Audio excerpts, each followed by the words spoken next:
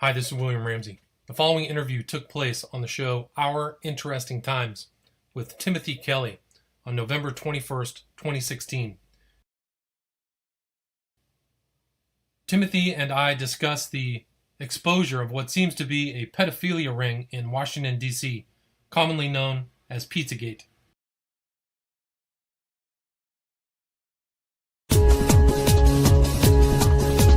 Welcome to Our Interesting Times with host Timothy Kelly, who interviews today's top alternative and revisionist thinkers. May you live in interesting times.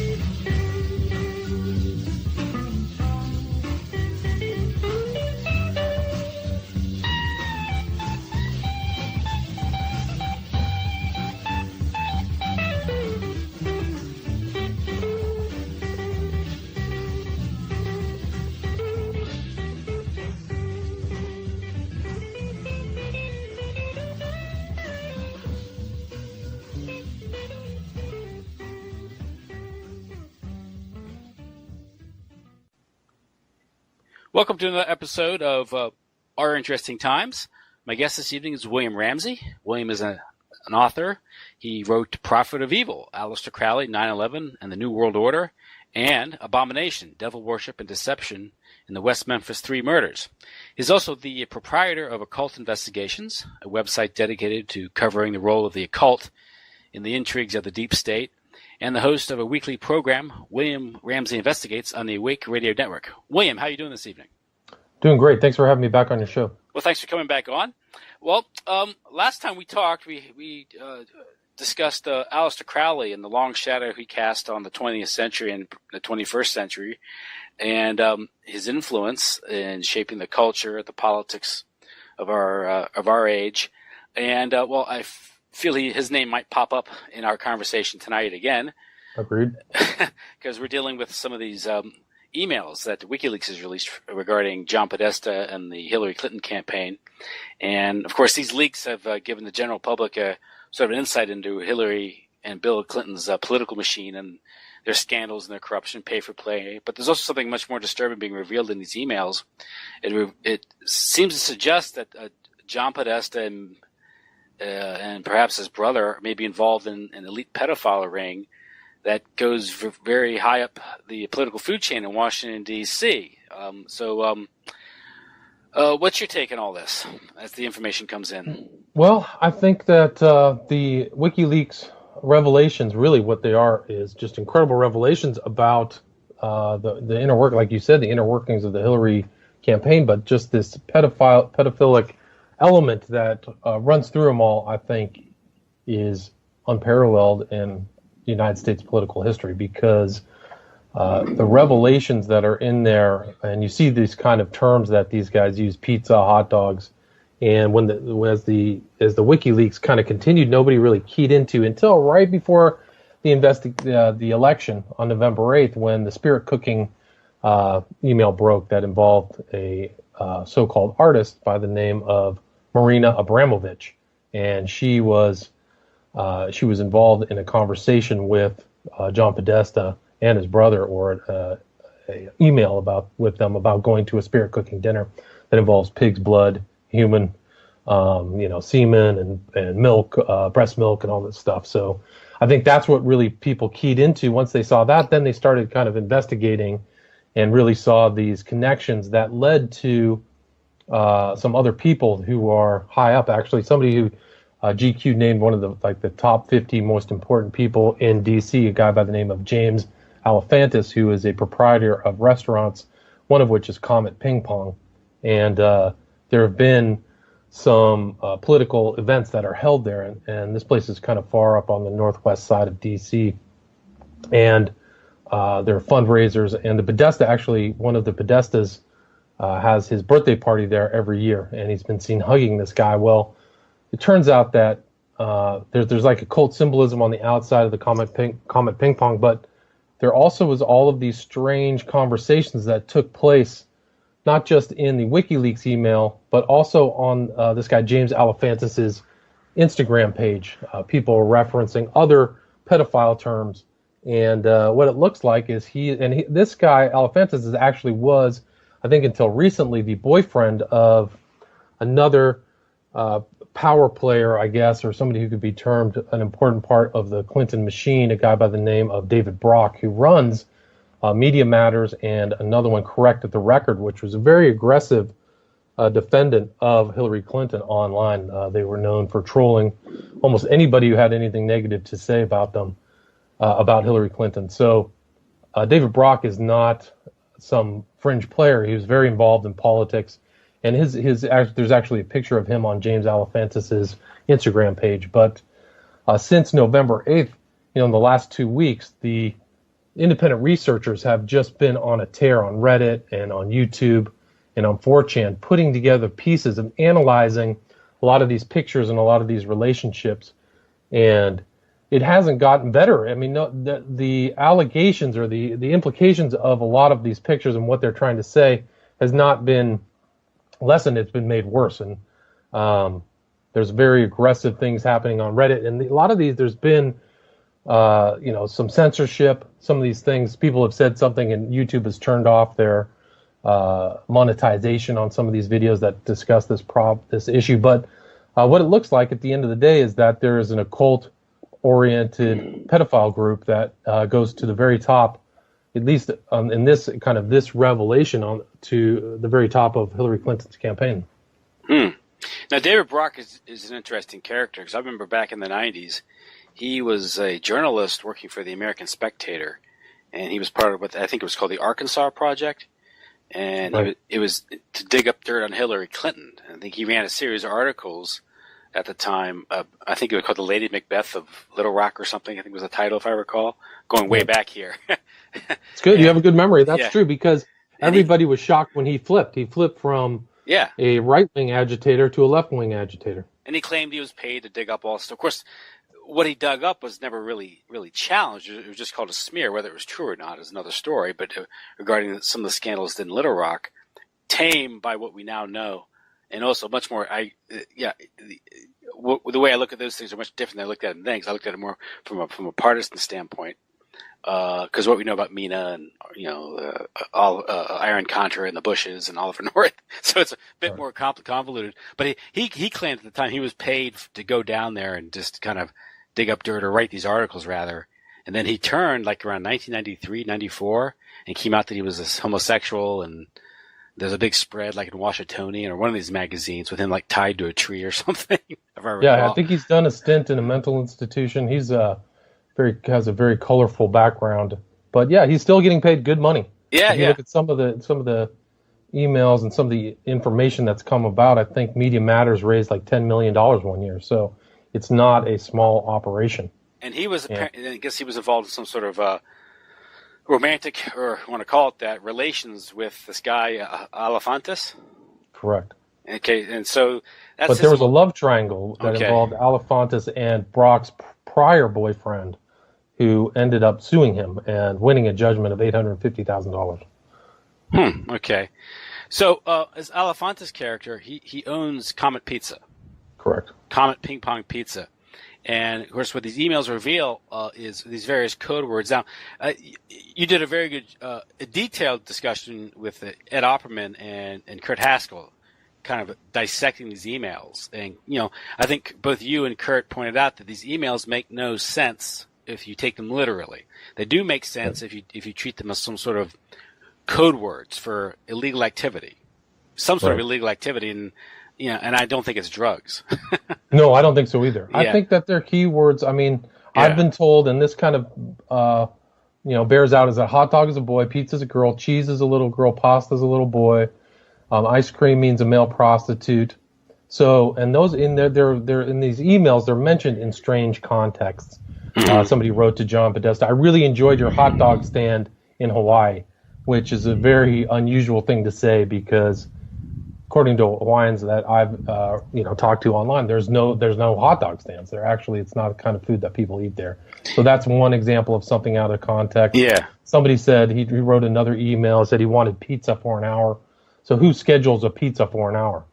That's it's just very strange. Strange conversation. So and you have the one thing where a realtor found what was it, a handkerchief with a map on it. Yeah. Yeah, and apparently it's a checkered handkerchief, black and white, which means dominatrix with a white girl, I think, or something like that, or whatever. But yeah, and the map would be DNA. That's what I've heard. That I've also heard that a map is a minor attracted person. But this is from Susan Sandler. She says, the realtor found a handkerchief. I think it has a map that seems pizza related. Is it yours? They can send it if you want. I know you're busy, but feel free to respond if it's not yours or don't want it. Would you take it as like a implied blackmail? That's an interesting angle. Because why would you, that's like saying, right, like I've got something on you. Yeah. Which is, I think, which is one level of all this. I think is you see this running through the Franklin scandal, the Mark Dutroux affair, is that this is a blackmail operation. The same thing with Epstein, right? Because it's being recorded, and this is how you compromise. It's how you suborn governments and powerful people. Absolutely, I totally agree. I mean, I think that this, none of the victims have come forward on this thing, but you never know what's going to happen. Well, I was going through the photos, and if the website I was visiting is to be believed, that some of these photos on this Instagram, it's like they have little child-sized coffins. Yeah, I've seen that. That's one of the that came from, so Alefantis ran his Instagram as Jimmy Comet, and the interesting element, a lot of like really intrepid investigators went through and checked out the people he followed or who followed him. And that was one of those pictures that came out of one of his followers, was some very creepy person who made child-sized coffins. And I think it was the guy's name was Working on My Night Cheese. So here's the cheese terminology. And he writes, full welds ran, ground, sanded, blued. And that picture, I have that picture. It's, and then there's somebody else who chimes in, well done, kiddo, like this. And there's all of these other statements who are made in these Instagram pictures, like there's one that references there's a young boy, Jimmy, and Jimmy Comet writes in chicken lovers, where chicken is another phrase for a young boy or girl. And they have these photographs there that are just, remarkable. There's tons of photographs of Alefantis with Podesta, one of the Podesta brothers. They're a remarkable record, and it's just incredible. There's actually a really heavy duty occult reference. Alefantis was a producer for a film called The Chapel Perilous. It was a short movie, and The Chapel Perilous directly references Robert Anton Wilson, who was a Discordian and an occultist and an admirer of Aleister Crowley. And that was kind of the place you went. It was like a dark place of learning. You have to go into the Chapel Perilous. Mm-hmm. And when I saw that was remarkable. One of these remarkable things that indicates these guys are up to no good. And if you go to the website of this place, Comet Ping Pong Pizza, it advertises itself as a kid-friendly family restaurant. But you look at the photographs or the paintings there, the artwork they have there is completely inappropriate for children, if not for adults. Yeah, there's a mural in the background of somebody holding somebody's head in their lap. And there's apparently the bathrooms have even more lurid murals. And it's just kind of creepy. When you put the lens on, like this is a creepy place, you realize the ping pong table out front can be seen as like an attractor to little kids. Oh, ping pong, you can see that element of like this pedophile playground. And there's some very disturbing videos online. Alefantis did a segment with Diners, Drive-Ins, and Dives with Guy Fieri, and you just kind of get this feeling like it's not right. It's not right. And it's just amazing. There's a long tunnel complex that runs under Connecticut Avenue, and these guys, there's pictures of them underground, digging trenches and making jokes about sexual activity inside these holes. It's really it's just incredible. And there's that one video that I saw where the guy's talking about pizza. If you right. Voice. Yeah. And believe it or not, that's a girl. That's a girl from a band called Heavy Breathing.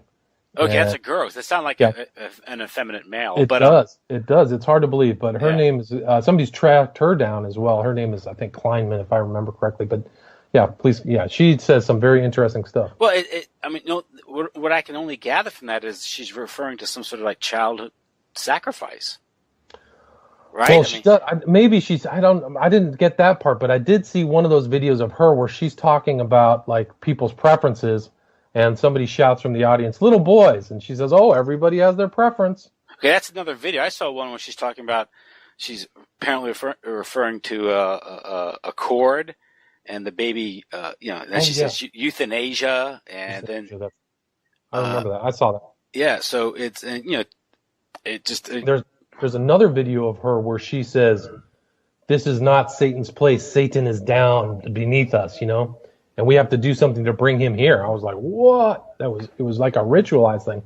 I'll show you that. I have that video. So. Yeah, it would be bad enough if this were going on, but when you have power players, John Podesta, chief of staff of the Clinton administration, he was the chairman of Hillary Clinton's campaign, and he gave the concession speech. When Hillary was too drunk to come forward or too enraged, he was the one who gave kind of a half, kind of admission. Wait till tomorrow, the votes may come in. I mean, why would he say that? Did he expect extra votes to be tallied? I don't know. And there's an email referring to, is it the White House or President Obama spending $65,000 to fly pizza in from Chicago? Yeah, that's something else. So somebody traced that back. That was in a different set of emails that came from Stratfor. Stratfor was hacked by a guy named Hammond who went to jail. He was actually prosecuted by the New York federal prosecutor. I think it was Preet Bharara, a guy kind of is a well-known prosecutor, and sent him to jail. But those were Stratfor emails were sent out.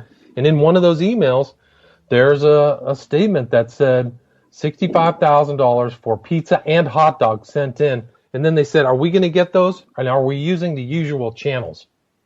Yes, that does not make sense. First of all, no one would spend $65,000 on pizza from Chicago, and no one would fly food in. And even the White House doesn't. I mean, the White House wouldn't do that anyway. But again, it's one of these things where if you read it literally, it makes no sense. But if you decipher it based on what we think these terms mean, it makes perfect sense. Makes perfect sense. Yeah. Yeah. Here's the exact statement. I think Obama spent about $65,000 of the taxpayers' money flying in pizza dogs from Chicago for a private party at the White House not long ago.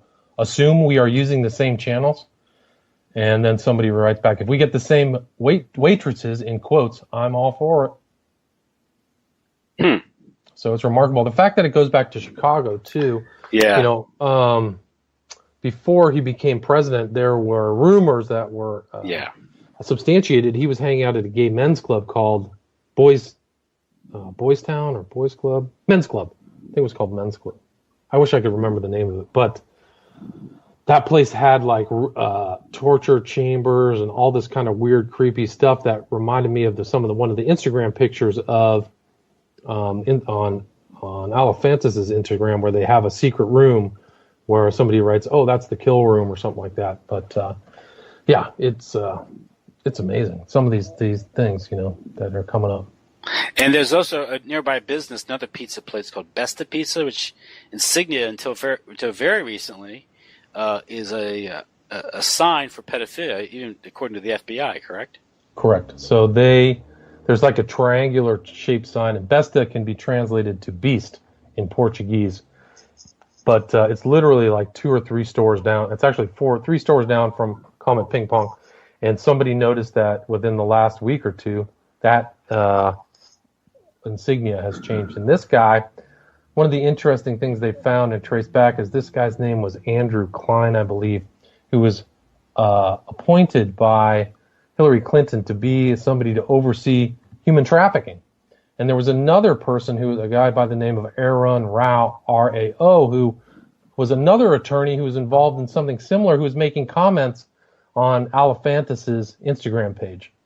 And so it's led some people to believe, Kurt Haskell said he thinks that those people are appointed to selectively prosecute, that some of these things are going to be overseen and some are going to be prosecuted, which I think was an interesting insight. Well, what if you were running an operation like this, it's the same thing that you do with drugs. You'd have to appoint people who are going to, facilitate the operation at the same time, prevent any meaningful investigation from occurring. Correct. Absolutely. And that sounds like something the Clinton machine has done over and over, whether it's the email scandal and Loretta Lynch or James Comey, looking the other way. So, yeah. Or the medical examiner down in Arkansas. Yeah, really. That was a perfect example. Yeah. There was a guy who literally, I think he was cut in half or something, and they said he committed suicide. Yeah. So, those appointments a lot of those are really plum jobs, Yes. You get paid a significant amount of money with great benefits, and, I wouldn't see why somebody wouldn't want that job. Now, the Clinton Foundation itself has been linked to child trafficking because we have this lady, Silsby, Laura Silsby. Right. And the Clinton Foundation seemed to go, at least Hillary Clinton and also Hama Abedin, of course, the estranged wife of Anthony Weiner, a.k.a. Carlos Danger. Right. And she apparently, first of all, Silsby, I think, was caught trying to kidnap 33 kids from Haiti, claiming they were orphans. That's right. Claiming they were orphans, but they were not orphans. Yeah. A lot of them had families. And it was under something called New Life Children, which kind of is creepy, kind of Christian-sounding thing. Kind of reminds me of Second Life that Sandusky ran for years, Yeah, which was a huge pedophile operation. Which, again, that's another example of an investigation being shut down and prosecutors being killed and Right. And Penn State completely shut down that investigation because they paid huge fines even though Sandusky was not an employee of Penn State. It seemed like they were covering something. I think Ed Opperman interviewed, who was it? I wish I could remember. It was a great interview because he led an insight into this thing that I had yet to hear before I heard the interview. But Penn State, I think 3 of the administrators were fired or censured or something because they looked the other way. I wish I could remember the details of it. Mm-hmm. But one of the guys, Grykar, I think his name was Grykar, was the prosecutor who disappeared, and supposedly before he disappeared, took his laptop, took out the hard disk, and chucked it in a river because they found it. They found the hard disk separate from his laptop. So. And that again, what suggests there Sandusky again was a procurer. He was like a middle-level guy, or. There was a suggestion that was it, that the other people were involved, that somebody said he was seen with another really deranged pedophile called Seitz, S-E-I-T-Z, and they called him Uncle Seitz, who was involved, and that would that would connect him to other people of similar interests, Sandusky and Seitz. Yeah, and that's when they brought in former FBI Director Louis Freeh to steer it in a certain direction, kind of put the lid on it. And he's an example of another political hack, who would get in there and just keep a lid on it because, what it threatens to expose would properly, could topple the entire regime if people knew about what's going on. If it went that high and you get all of these powerful people, just like it was in Nebraska, it went all the way through the elite. Same thing that happened with the Dutroux. It went all the way through the entire ruling class of Belgium, who were probably involved and being blackmailed. And, those things, they don't have a choice. And probably, I bet the Saville thing, I bet there were very powerful people. I mean, there were very powerful people. Well, we're talking about Ted Heath, so. Why would it Prime Minister. Yeah, the Prime Minister. Well, here, look at it. Look how casual Americans are. We had Denny Hastert was exposed, although he wasn't charged with it. His legal trouble with the structuring, the money, exposed his pedophilia, which goes back to his days as a wrestling coach back in Chicago. But I've been hearing things about Hastert for years. Interesting. And he was mentioned in the emails. He was mentioned in WikiLeaks as a friend of Podesta. Yes. Very recently, within the last year, you know. And people say, well, how could someone with such behavior because there were rumors back when he was in high school, and he was he inherited this congressional seat because someone died, I think, got sick and died. Mm-hmm. But apparently it's a heavily Republican district, so once that person died, he was going to get elected. But there were rumors then about his behavior. People say, well, how did he rise politically? So if you understand how this works, that's why he rose politically. Well said. Exactly. They had something on him. I'm sure he did whatever he was told. Yes. Yes, boss. Whatever you got. Yeah. Whatever you want. But we have a former Speaker of the House, which, if I do my line of succession correctly, I think that is fourth in line to the presidency. Yes. So it goes President, Vice President, Secretary of State, right? Secretary of State. Yeah, I think so. And then Speaker of the House. Yeah. A pedophile, a notorious pedophile, a sex tourist who frequented Asia a lot. And so, but then people's reaction go, oh, well, do you think it stops with him? Then, of course, we have the Mark Foley scandals and the reason why Hastert didn't crack down on that. And we have up in Congress, and Wayne Madsen has written about this, about often these Senate and congressional offices are stables for interns who are there to service the perverts in Capitol Hill. That's interesting. When I was there, I was there from 95 to 98 in D.C. and knew very close friends who worked in Rayburn or one of these big congressional offices. So we would walk around. I was there once a week. I was there all the time. And there was one guy everybody knew, all the interns and all the people working at the offices, they knew there was one guy from Oregon who eventually got busted. And they said, just never go in that office. Don't ever. And everybody knew. And what he would do is, like, if this attractive woman would go in, he'd come up to her and try to kiss her. And he ended up getting busted and censured. But before it happened, we all knew. We knew the story. Yeah. So I think a lot of people know, they just keep their mouth shut. Like, I'm trying to find his name. But yeah, so I think that DC has an underbelly that is as bad as, anything probably happens in New York, or what happens, there's a lot of bad stuff that happens. But I guess we talk about the Clinton Foundation in Haiti. Of course, they're a record in Haiti with the... his name was Bob Packwood. Oh, yeah, Bob. Yeah, I remember that. Bob Packwood was the guy from Oregon, and he was a senator, and people just said, never go in there. Well, then we have, of course, the Barney Frank scandal, and the good people of Massachusetts saw fit to reelect him. He was running prostitution being run out of his house. With his boyfriend, that's right. Yeah, Stephen Goby, I think was his name. And, when you take a wide-angle view, man, it doesn't look good, These people are up to no good. But out there in Haiti, of course, you had all the money. They've collected all this money for relief in Haiti, and it's turned around and given to a bunch of friends of Bill and the Clintons. And it was a substantial amount of money too, $10 billion or something. Yeah, something huge that 95% or 98% is gone, it's vanished, with no work, very little work done, if any done at all. So. It's an incredible theft to a truly impoverished country that was hit hard by that earthquake. And of course, what it appears what the Clinton Foundation was it was a money laundering operation for Hillary Clinton's pay for play, bribery schemes while she was Secretary of State.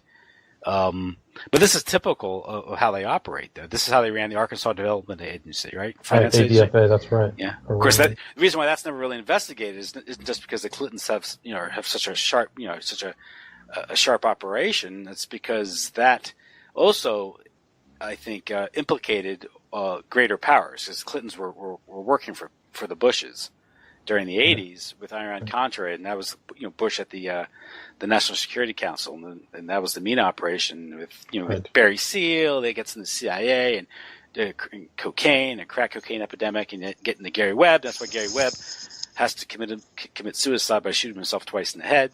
Right. Yeah. So yeah. I mean, yeah, it's an incredible story. I mean, these guys have been at it for 30 years. They're pros. So I think,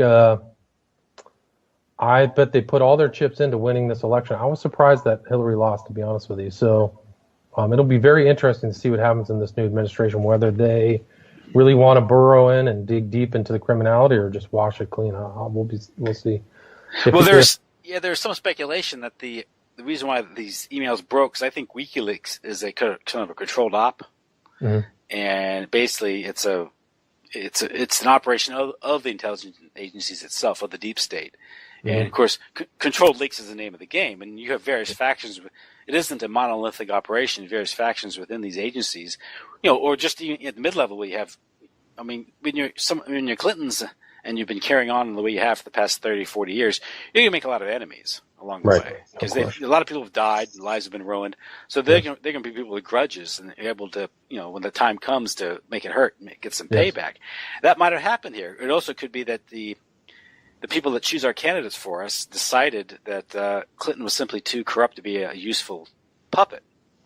And I agree. The system has to maintain some credibility, after all, right? It has to have. I mean, can you imagine if they stole the election with all of this crime and all of her being very, very ill? The credibility of the entire government was it, and the people were talking about conflict. People from who were in the deep state saying, "Hey, this is a problem." When those people come forward and say that, so I totally agree with you. There are things in WikiLeaks. Why aren't certain other things leaked? Yeah. There are some things that are leaked, but why aren't like the CIA documents? Julian Assange won't touch 9/11, right? Right. Good point. So he denies that. So that can tell you something right there. What that operation is all about. And I've heard some other interviewed Dr. Joseph Farrell about his idea of what happened with Trump. And I originally thought Trump was put up there to ensure her victory. Likewise. And then around October, I started to see things happening. I said, "Wait a second," because I never thought Hillary's support was so shallow. Right. And I think her candidate itself was almost like an avatar, or or not an avatar, but what do you call it? It was, it just wasn't real. Her support wasn't real, and support wasn't real. Everything was fake. The polls were rigged, so the polls were propaganda.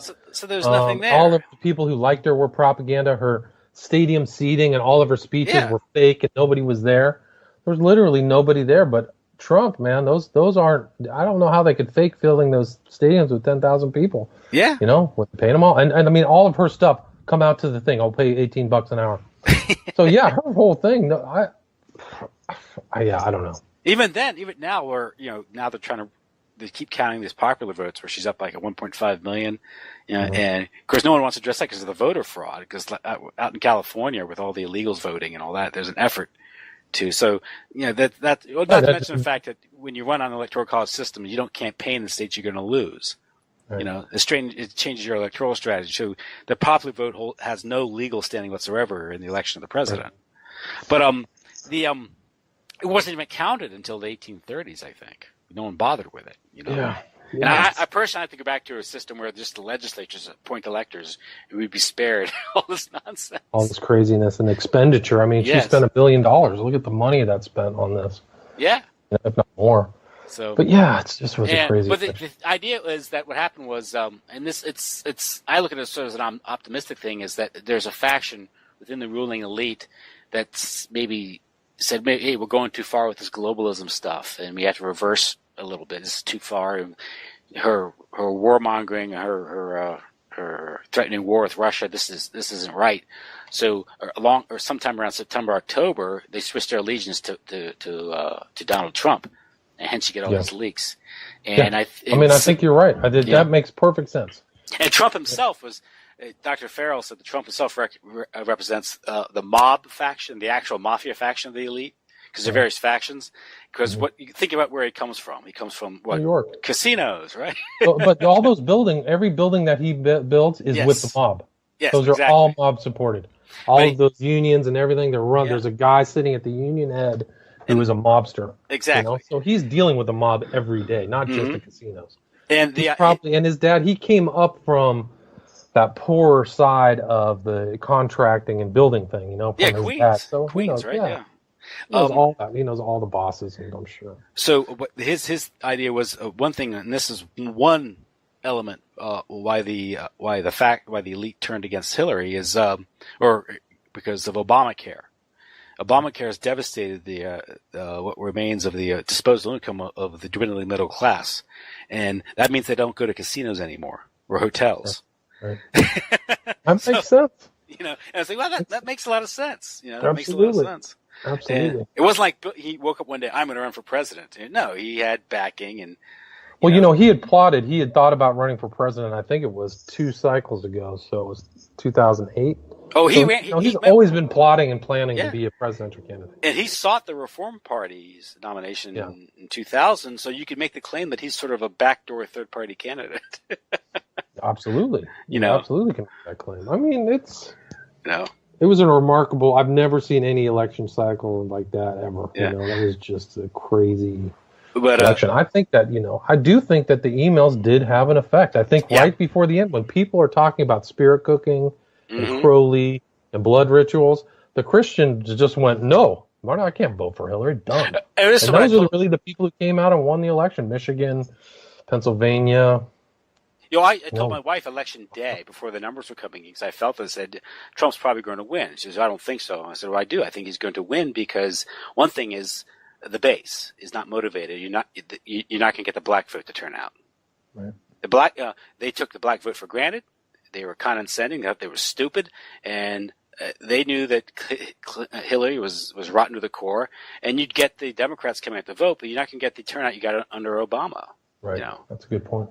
So that was key. And of course, all those white people that got Obama elected, all those racists, right, who elected Trump, they didn't vote for it. They went back to the Republican fold this time. They voted for Trump, and that was the difference. So all the corruption.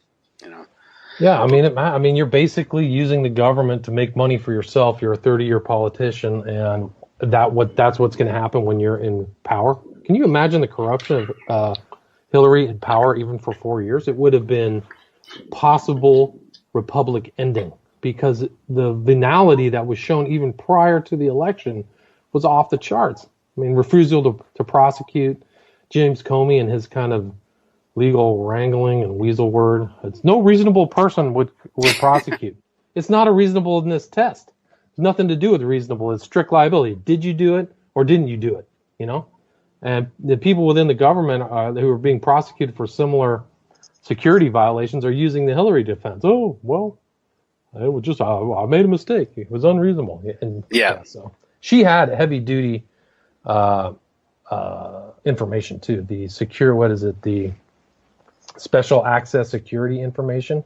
That is really intense. You have to go into like a secret room to be there to get it. It's not attached to a computer. How did she come up with special access information? The people in the government probably were just apoplectic. They were livid. Like, how can you get that and bring it out? And all 5 of her servers are hacked. If that's all true and not a psyop or anything, it's just like that is just gross negligence off the charts. So, and then you got to bring into account the fact that she's very, very sick mentally. So. Well, that's another thing is, she couldn't even walk up a flight of stairs. Yeah. She's in bad shape. So. She's having seizures and weird eye movements. She has disconjugate eyes. Her eyes don't scan like normal persons do. That's brain damage. So, it would have been a weekend at Bernie's presidency. Absolutely. Well, you would get this. Who would really be running the country? Her chief of staff, Podesta. That's what people probably saw. The insiders, one of the interesting things about DC is everybody knows what's public isn't really that great, but the grapevine there is incredible. Like, if you have facts about somebody, it can spread from one side of that city to the next in 2 hours. I mean, that's probably an exaggeration, but everybody will find out about people's habits, whether they're drunk, whether they're, doing stuff. But I can imagine that campaign leaked, that people knew what was going on behind the scenes, and they're just like, this is a horror show. And probably the elite saw it and said, We just can't do it. You know? Yeah, there was a it was the weekend leading up to it, and I think Red Ice had an article regarding the Beanie Babies. Heard about the Beanie Babies? No, what's that? There was where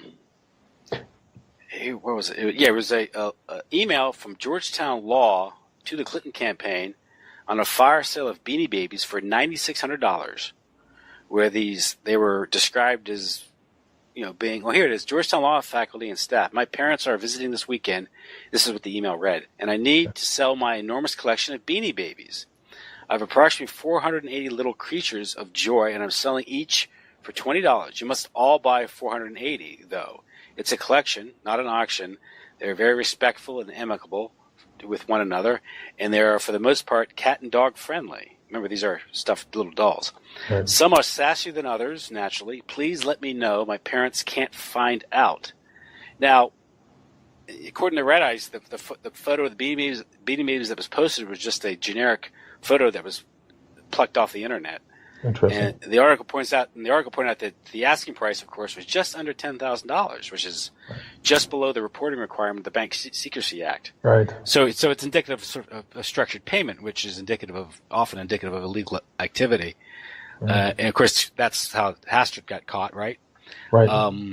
Now, again, the best explanation for this it could be, that this is more of these code words. It's just, right.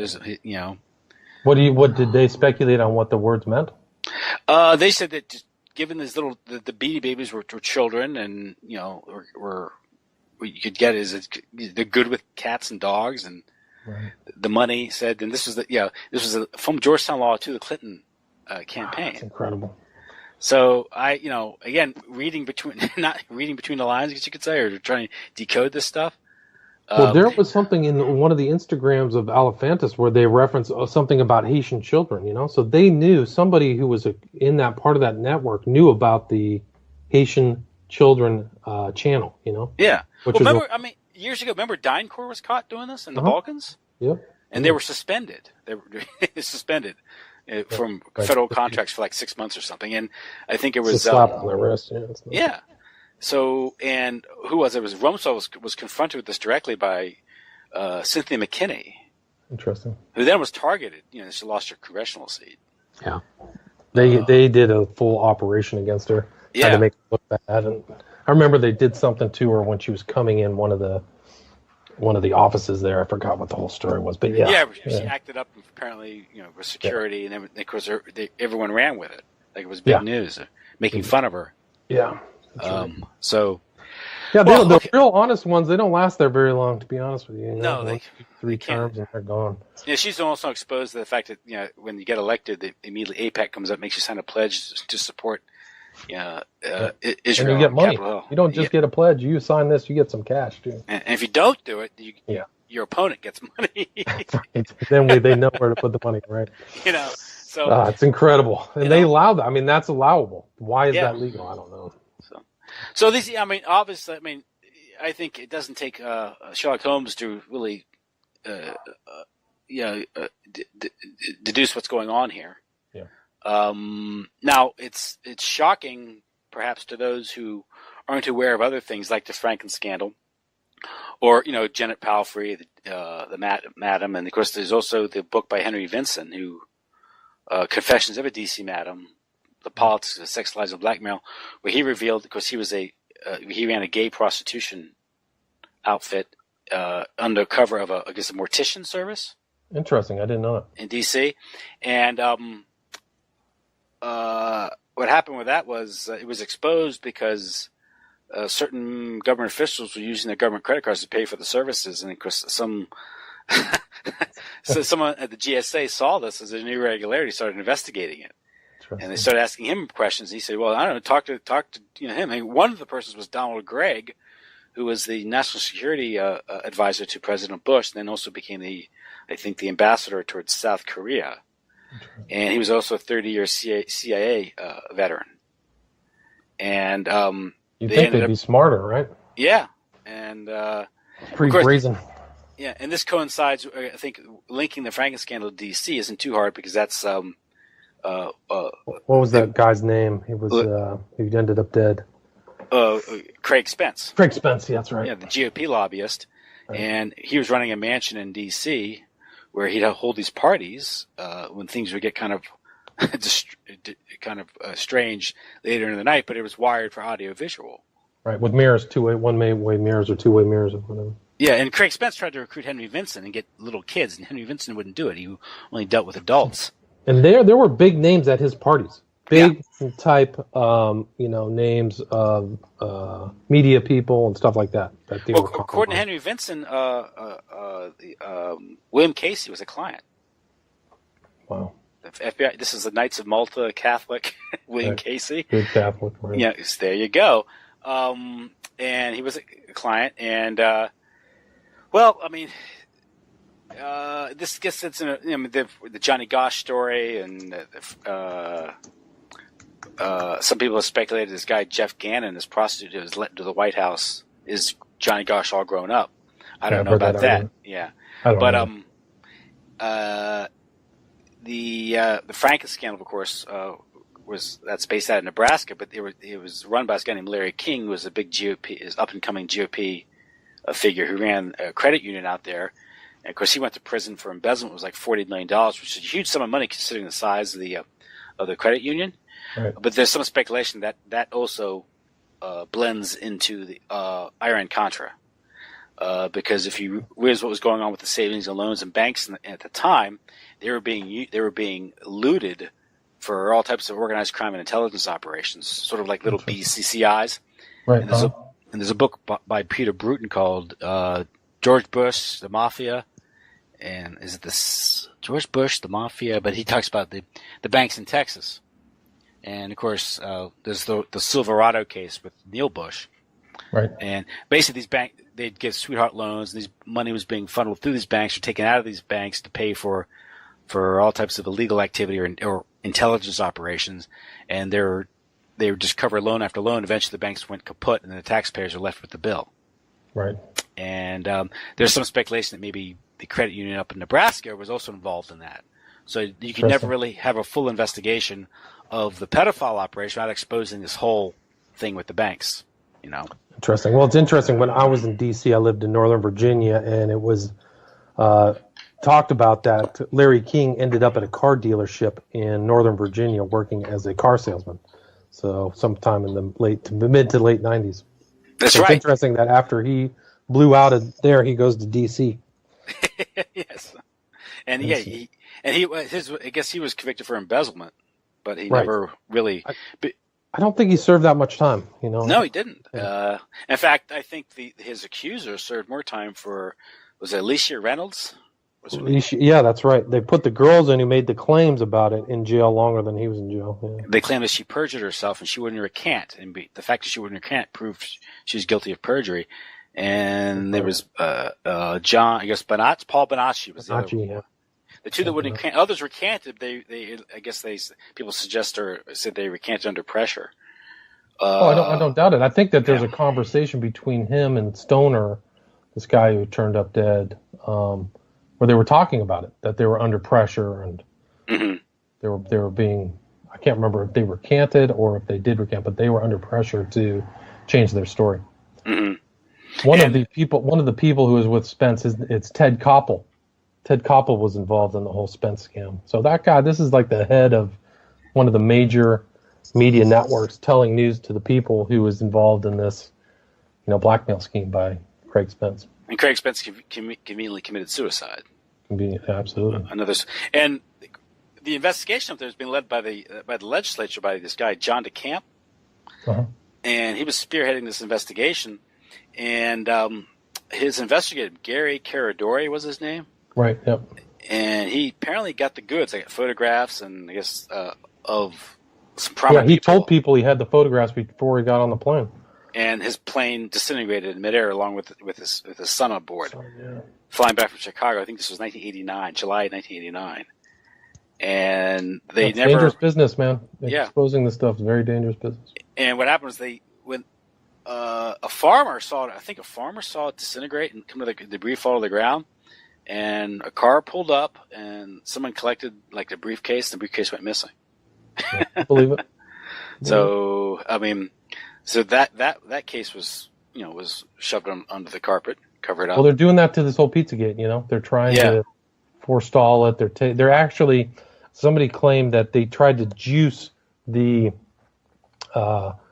Google not advertisement, but the Google search engine by creating a news story that involved English soccer players. They called it Pizzagate, so that when people type in Pizzagate to Google, it doesn't show up on the search term. It was pretty remarkable. I think they made a good argument that was a scam. Basically they created a fake story. So what does that suggest about what's going on? I mean, Google is a huge mega corporation, is helping cover up a pedophile ring. Why would they want to cover up a pedophile ring? Who knows? Good question. I mean, this goes. I mean, it's known that Schmidt, who was one of the heads of Google, I think he was the CEO at one point, was basically a non-designated member of the Clinton campaign. So he was always around. He was seen holding a press badge, and I think there was a meeting between him and Hillary where he said I could do anything.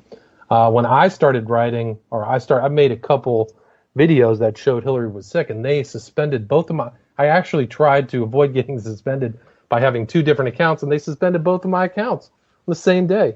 And I think that was a message, hey, don't go there. You're not allowed to talk about Hillary. And I had some kind of like Democratic. I traced back his name. I had some Democratic operative friend me on Twitter to just follow all my posts and stuff like that. So, there definitely were people trying to shape information, and probably to right now for Pizzagate, because I think it probably leads. It'll probably be something just like the Savile thing, where they just found another pedophile under this rock, and another pedophile, and another group of people, and another building where this stuff took place. So, people who are on the inside of that whole thing probably know what's going on. Even Alefantis actually, I have to verify this, but he came out and said this whole thing is, doing so much damage to me. But what he didn't do is offer a general denial. He didn't say, I am not part of this, which, I would think somebody who was involved in that would just immediately say, is that, I take no part in this. I'm not a pedophile, blah, blah, blah, blah, blah. But he didn't say that. So, if things are going to get much in, and I say that when January 20th rolls around, the new administration comes in, people will talk to them, who can't talk to FBI or DOJ, So, well, is there a chance that this could be so bad that the FBI simply, and the rank and file aren't going to tolerate it? I mean, well, that was the argument about what happened with the failed prosecution of Clinton, right? Didn't a lot of rank filers, like 5 people quit or they got fired, and then, the word is that the FBI insiders were furious. So, I mean, that might have happened with Hastert, because why? I mean, why was he targeted? How many people did they say Hastert abused? It wasn't that many, was it? 5, 6? Well, there's only a payoff of a handful of people, but so I bet there's a lot more than that. Yeah. Now there was Sybil Evans was talking about this, about how do you remember back in the late 90s during the Lewinsky scandal, mm-hmm. When what's his name, Hustler Mag, Larry Flint. He was asking for more information, offering rewards and all that. Apparently, according to Sybil Evans, he was being fed information from the FBI, who was conducting illegal surveillance to go after Clinton's accusers or his opponents, to expose their scandals. Yeah, and so what happened was an FBI detail was put on this, and what happened in the course of doing this, they uncovered a lot of this pedophilia. Oh, interesting. I didn't know that. But they were told that they couldn't do anything about it because it was a bigger investigation. And so you had a lot of these agents being forced to wiretap and listen to children being delivered to political figures or businessmen and stuff like that. Well, they said back in the day, I remember reading about the Finders, which was supposed to be a huge pedophile blackmail operation that was in D.C. Yeah? The guy, have you heard of the Finders? Yeah, it was Ted Gunderson exposed that, and the guy who wrote the more recent Franklin scandal story. I can't remember. Nick Bryant. Nick Bryant, yeah. As part of that whole thing. Well, and it was shut down for national security. The investigation was shut down for national security reasons. It came from the top. Yeah, that's what they said. I mean, because it isn't that. Well, I mean, it's one of these. It's like drugs, right? It's like I was listening to talking to Doug Valentine, and we were talking about the narcotics trafficking and the problems of it was back in the day of the Bureau of Narcotics and Dangerous Drugs, and why that was shut down and folded into the DEA, which is more controllable. Interesting. Is because every time they did an investigation on a narcotics trafficking, they're running up against an intelligence operation. Interesting. And so they get shut down. They can only go so far, and then it gets shut down. And I think you're running the same thing with pedophilia. You think you only go so far. Sandusky, maybe Hastert. But you get a limited hangout. You get some. They chuck somebody out, and there's a whole network that's done. You know, same thing. Dutroux. They just busted Dutroux. They never. The guy Nihul, who was kind of the big wig, black magician type, who hung out with the elite. I don't think he ever got prosecuted, or they never busted him. And Dutroux. I mean, this unemployed electrician who was voted a pension by the parliament and given a virtual unlimited prescription for Rohypnol, the date rape drug. Interesting. I didn't know that. And he also owned 3 houses or 4 houses. Yeah, multiple houses, and with no real income to speak of other than this pension. And then at the same time, there's one case where a carpenter or electrician was with a cop, and they're looking at one of the homes that had been boarded. One of the rooms had been boarded off, like drywall. Right. And the guy said he heard children behind the walls there, and the cop said, "No, you don't hear anything," and made him leave. Yeah. Wow. So that there was an official. I mean, not just cover up. There was he was aided and abetted by the officials. Yeah.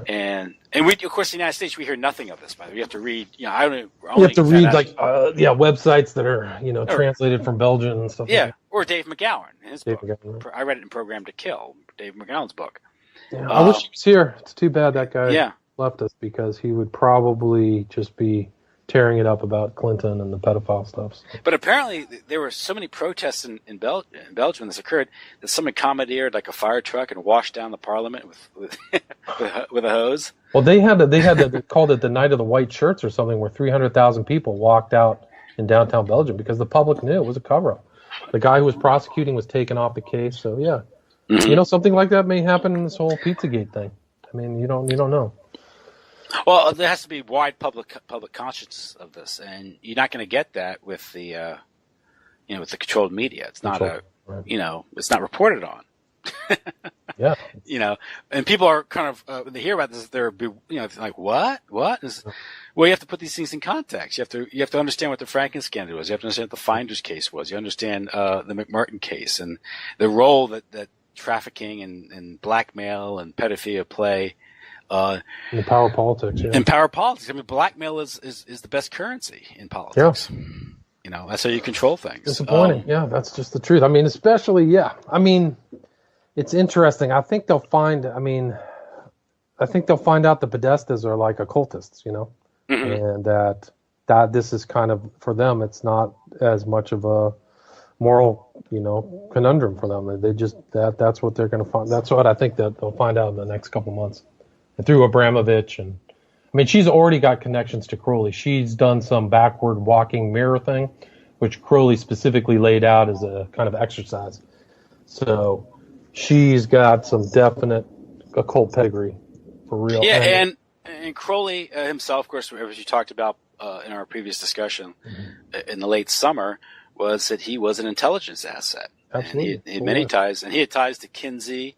And this gets into a broader discussion of what's really going on here, because we're talking about the degradation of society, not just sort of this elite pedophilia group, but Crowley himself, pedophilia played a big part in his philosophy. Yeah. And perhaps, again, it's the ultimate excess, perhaps. It's the ultimate, violation. The kids, yeah. Yeah, you go after the kids. And it's inversion of what adults should do for kids, which is to nurture and protect rather than destroy and degrade. I think he said in one of his books, it was World's Tragedy, he wanted to introduce sodomy to the young men of England. That's right. And of course, the world's tragedy was Christianity, right? Right. Yeah. Yeah. The world's tragedy was the birth and death of Christ. So it was a direct assault upon Christian values. Well, his whole life was really. But the role this plays in power politics is interesting because not only, of course, we have the dynamic of blackmail we have to consider and just how pervasive it is. And as a practical matter, you say, well, this is how the intelligence agencies would control things like oversight, get control of make sure that they have pliable, officials Right. In place. But there was James Corbett had a show a while back. He interviewed, forget his name, from Europe. It was a professor from Europe. He came up with an idea called kakistocracy. It's rule of the worst in Greek, I think. And the idea was that why would the elite want to practice pedophilia? And his theory was this one way that the elite ensure that there's a reliable stable of psychopaths, because the trauma that it creates in children, the shattering effect, the disassociation that it creates from this pool of victims, you can have a reliable source of people who are going to think like you. Right. Yeah. Ruthless, take advantage of innocence or don't care about other people. Yeah, that's believable. I mean, so there's a sort of a method to the madness. There's a sort of a ruthless strategy to it. But another thing is, I think we talked about this last time talking about Crowley, is sort of Crowley as a change agent. I think I referred to him as sort of a chemical concentrate that's put into the cultural well, and it spoils the well. Yes. And his influence and his cultural influence, entertainment, of course, with the rock music, and how many celebrities are devotees of Crowley, and how in order to rise the political to work your way up the political food chain, and even entertainment, is you literally I guess it's like you have to meet the devil at the crossroads and sell your soul. Right. And this would suggest that there's something like that bargain is made rather frequently in Washington, D.C. or in Hollywood or in New York. I would agree with that. I mean, there's some kind of system that people who aren't part of the pyramid, so to speak, don't see, but it happens. And if you look at, like, for Alephantis, for example, all of his followers or all these people on the Instagram, you'll see them making the one eye symbol. The eye of Horus is just a common theme, as well as the smiley face as well, which is kind of a chaos magician kind of idea. You'll see these symbols. So all these people in that group have, and what's interesting is what's missing. There's no pictures of the Bible quotes, family pictures, nice serene holiday pics. It's all kind of weird, occult, strange, modern art type posts. And but you see that this kind of secret society occult thing has pervaded at least this Alephantis case from really top to bottom. And so you see these people, it's kind of this change agent. They probably have normalized their behavior. They just think that this is it. This is what we do. And you can see the kind of same thing happening. I heard one guy today talk about the girl who sings "Half Party in the USA." What's her name? But she has all kinds of pictures of pizza. She has a bed frame of pizza, and Miley Cyrus. Sorry. So Miley Cyrus has made that bargain. She made that bargain to get into the Age of Horus, kind of mentality.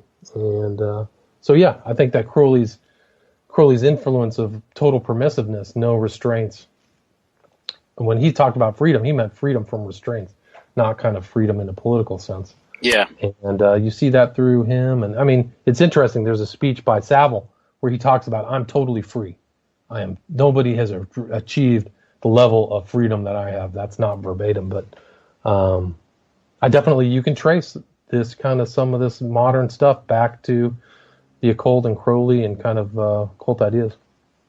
And when you get figures like Crowley, who connect to people like Kinsey, and Kinsey connects to the foundations, the Rockefeller Foundation, and at the same time, I think we talked about this last time, is you have Playboy being published, you have the I guess the cracking of the production code in Hollywood, the normalization of pornography, and so society is degraded. And this isn't just some sort of, you could say it's some sort of a gradual erosion that's occurring naturally, or just the progression of certain events. Is a lot of this was planned out. I think I mentioned to you off call that in the 1950s you had this thing called the authoritarian personality that was published by the American Jewish Committee, and it stated that the America was threatened with fascism because of one thing was the strong nuclear family with a strong male role model, Christian male role model, and the one way that you would go about weakening this threat would be to weaken that family. And how do you weaken that family? Weaken that family through permissiveness and entertainment, through sexual revolution. And of course, the sexual revolution, which I think is a phrase coined by Wilhelm Reich. Interesting. And he became sort of although he had long since passed away in the 60s, he became sort of this figure. I think it was in the student riots in 1968. They were throwing copies of Wilhelm Reich's book at the police. Interesting. The what's that book on fascism? The something on fascism. I forget the exact title. But this just shows the figure. But of course, he's being promoted. He's put on the cover of the New York Times, and of course, Kinsey's put on the cover of Time magazine. Right. So they're all being promoted. Right. And Leary promoted Crowley. So the mass psychology of fascism. Mass psychology of fascism. That's it. And his idea was this goes to the cultural Marxist strategy where the long march to the institutions, you change the culture and then you can change the political. You can't change the politics first. And this is the cultural Marxists, the sexual revolutionaries. Yeah, you can see that on the left today. Their results are all these crybaby snowflakes. And even today, it was in the Ukraine, where the Western influence isn't Thomas Jefferson. It isn't, it's feminism, it's gay rights, it's pornography, right? Wow, and so you want to destroy that traditional culture, But there was and to show how devious this is, and I didn't realize how well planned this is, but apparently there's a thing called the Jaffe Memo. I'm not familiar with that. It is a memorandum written on a Planned Parenthood meeting that was conducted in Pittsburgh, Pennsylvania in 1969. And it called for, in order to reduce the population, this was done in consultation with the U.S. government to solve the population problem, that in the ensuing decades, certain things were going to be promoted. One was homosexuality. And now, of course, how do you promote homosexuality? You normalize it in the media, culture, and the entertainment culture. But the one thing you can do it, and this is fun how you can promote it, is that this gets into the debate of what causes it. And I think generally what you can say is it's ambivalent, distant, or absent fathers, broken families, trauma, and traumatized individuals suffer from it. And so if you increase illegitimacy, you reduce the marriage rate, increase divorce, increase teenage pregnancy, what they're promoting with sex, you're going to increase dysfunctional families, which will increase traumatized individuals, which will produce more people with sexual dysfunctions or confusion. And it's in the memo. At the same time, it's amazing. You see it played out. That's just today. Yeah. That's it. I mean, that's the normal kind of pattern. And this is poisoning of the well. And one thing you can see where it's really played out was in the Catholic Church with the priest scandals in the 70s and the 80s. And I had a discussion with E. Michael Jones about this. We're talking about how no one focuses on the culture in general. Right. I mean, the media, entertainment, the secular culture, the cultural mandarins, how they work to sexualize the culture. Then they're shocked that the church isn't immune from it. They poison the well and say, "Oh, look what you're causing." And his point was the very priests that are caught up in the scandals in Boston, Bernard Law, or the very priests at the Boston Globe. The people who did the Spotlight investigation. Right. They're the ones that the Boston Globe is praising for their innovative youth outreach. Wow, that's amazing. So they don't take any ownership of this. Like, you can destroy the culture, poison it, then be shocked that this has some sort of that they're not really shocked. I think it's bad faith on their part. And you can kind of see this kind of rise of Trump, what's called the alt-right, as really a reaction against the encroachment of that cultural Marxism, anti-family. Mm-hmm. And I think that's why a lot of the white people in the Midwest came out to vote. They saw Hillary Clinton and Obama as, basically front soldiers for this Planned Parenthood, destruction of the family, cultural Marxism, that to me is just rotten to the core. I mean, it's inchoate. It's not always thought out, but that's national. That's electoral politics. It's blunt. It's crude. Especially national electoral politics. But it's there. And a good example that I would say that perhaps in North Carolina, it might have made a difference, because North Carolina is where there was that faux controversy regarding transgendered bathrooms. Yeah. Obama won North Carolina in 08 and 12. Gotcha. Clinton lost it in 16. And Trump won it. No, it could be that was just enough to get the people out. I'm voting for Trump, but you know why? Because he comes across as normal. Right. He's a man.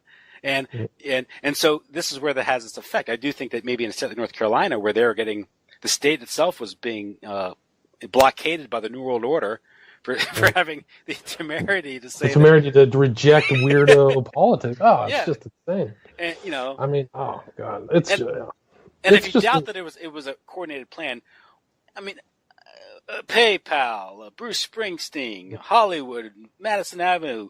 I mean, then you have the NFL in Georgia, which is pushing gay marriage, right? They threatened to pull if there's some sort of Defense of Marriage Act, I think, in Georgia, and this is before the Supreme Court created the right to gay marriage. But they threatened to pull the Super Bowl out of Georgia. And why is the NFL involving itself in that? Aren't they alienating their fan base, which are, I think, by and large, heterosexual men? Right. Yeah, I think so. I would say 95%, 98%. Yeah, but they're a limit. They're just. But I do think the NFL is largely a weapon of the New World Order. That's why you're seeing, it's been feminized in many ways, and they're wondering why their ratings are dropping. Tanking. Because I'm sick of seeing football players wearing pink all the time.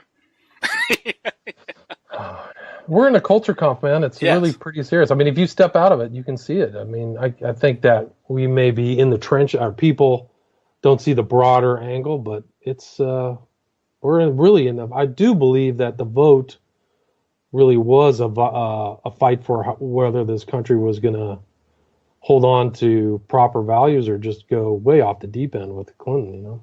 That's what I mean. Yeah, that's how people were driven to vote for Donald Trump. This isn't an endorsement of Donald Trump. I'm just saying. Trump, right? This is just how it's being interpreted. I mean, agreed. That's a good point. Excellent point. I mean, it's but again, this would.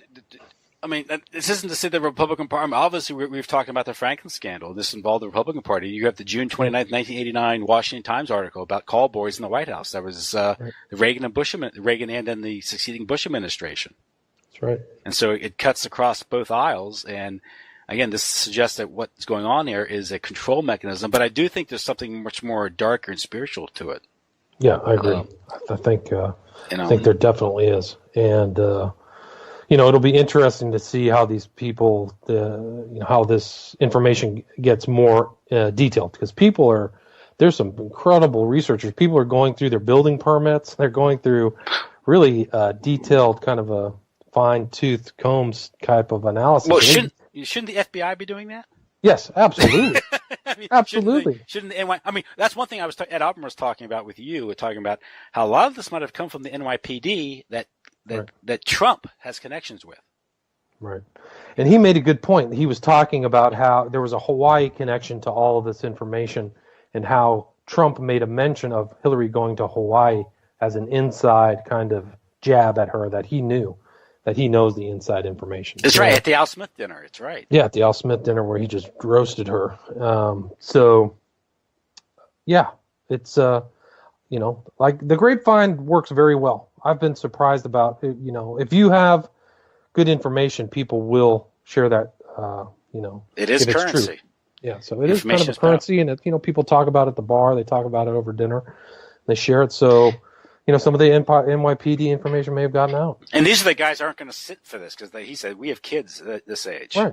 Yeah, it's an abomination. If there's pedophilia, if it's worse than that, if they're actually going into child sacrifice and stuff like that, this is an abomination. And it's right there. It would have been right there next to the president. Yeah. If Hillary Clinton was president. So it goes to the top. It's not something that's just kind of out in the Midwest, kind of like Franklin, although that stuff did go to DC, but mm-hmm. Yeah, and I think Ed made this. Ed was, I think, might have been honest. I think he said maybe a deal was made that we had this on you. So maybe kind of. I don't know. I saw the video of like there was a video leak that showed both Clintons, Bill and Hillary, celebrating the night of the election because they got some early returns that were good. Mm-hmm. Oh, okay. So, I think that they may have thought that it was in the bag. So, but yeah, their Clinton gang is it's a criminal enterprise. If there's a prosecutor with a RICO statute in hand, I think that you could apply that to the foundation and all what they were up to. Well, that guy Charles Ortel, I think Ed Operin interviewed him and talking about how the foundation itself doesn't even have its paperwork in order. I mean, it's amazing to think that. Like, you have an ex-president and two lawyers who went to Yale Law School, and they couldn't even get the fundamentals of the paperwork together. Yeah. And they're making billions of dollars. That's what somebody talked about, the pathology of the Clintons, where they have to get in trouble, where they're just constantly flouting things. And it's weird, like they're sloppy. It's really like sick, It shows some of the pathology of their thinking. It's just like you can't do the simplest things. So, well, between now and January 20th, it'll be very interesting to see what happens. If there's anything, it's going to be an interesting ride for the next year, man. It'll be interesting to see that one phase between now and January 20th, and what happens in January 20th and later. I'm skeptical. I just don't think.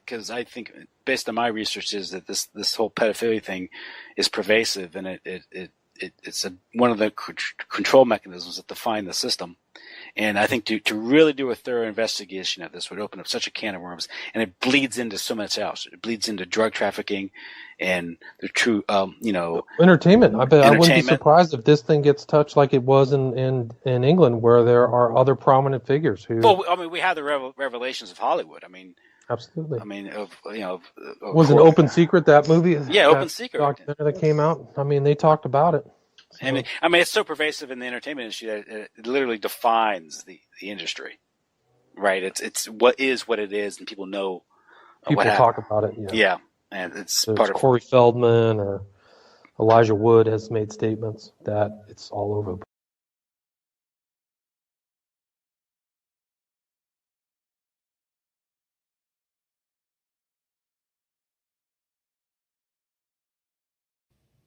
Thank you for listening. Please share and subscribe to this YouTube channel. And if you're interested in reading my books, they're available at www.occultinvestigations.com. Thank you very much.